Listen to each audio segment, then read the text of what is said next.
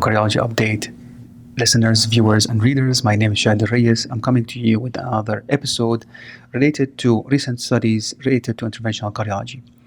This is very interesting study related to the use of optimization protocol for patient undergoing PCI. Again, we have known, and it's been known now for the last 5 or 10 years now, the role of imaging for cardiovascular intervention and how will impact the outcome, not just for left main intervention, but also for the rest of the vascular bed. Therefore, in this trial, which is Renovate Complex PCI investigator, they looked into the use and utilization of standardized optimization protocol before and after that protocol. What I mean is, they looked into the population of patients who underwent PCI with IVUS or intravascular imaging, whether IVUS or OCT, and then compared them with the other group of patients with similar characteristics, but after implementation of standardized optimization protocol. This is a very strict protocol, and it's well delineated in the paper itself and the JACC intervention. But it's very interesting to see that implementation of certain protocol, it changed the patient outcome. Again, this is a retrospective study comparing patients from 2008 to 15 and again from 2018 to 2000. This is comparing these two groups of patients.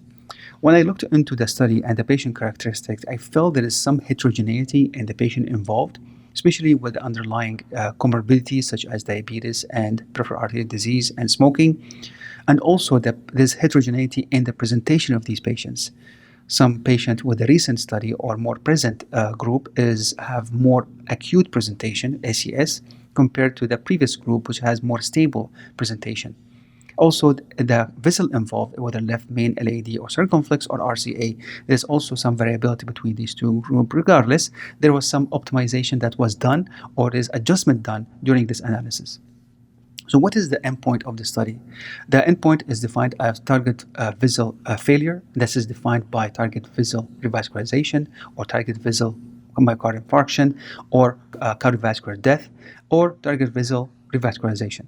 When we compare with no surprise, patients who underwent standardized protocol for optimization of IVUS or OCT guided therapy compared to angiography has better outcome and less target vessel failure compared to those with angiographic outcome.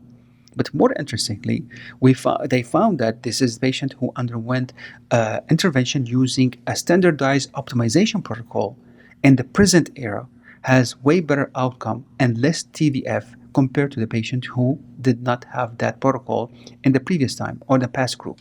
This is again illustrate the importance of putting together a very standardized protocol in the cath lab and educating the technicians and nurses as well as the physician doing this procedure in the cath lab to define the success of the procedure, not just by angiographic findings and but also by stent apposition under expansion, but also some very strict criteria as illustrated in this article that I highly recommend all interventionalists to review, is to evaluate these criteria and implement them in the cath lab. In a nutshell, they recommended non-left main to have minimal stent area of 5.5 millimeter square, and for patients who had underwent left main to have a distal minimal stent area of 7 millimeter square and the proximal minimal stent area in the left main of 8 millimeter square. Again, a very interesting study and really highlight the importance of imaging, one, but more importantly, optimization of the imaging and setting up criteria for the successful PCI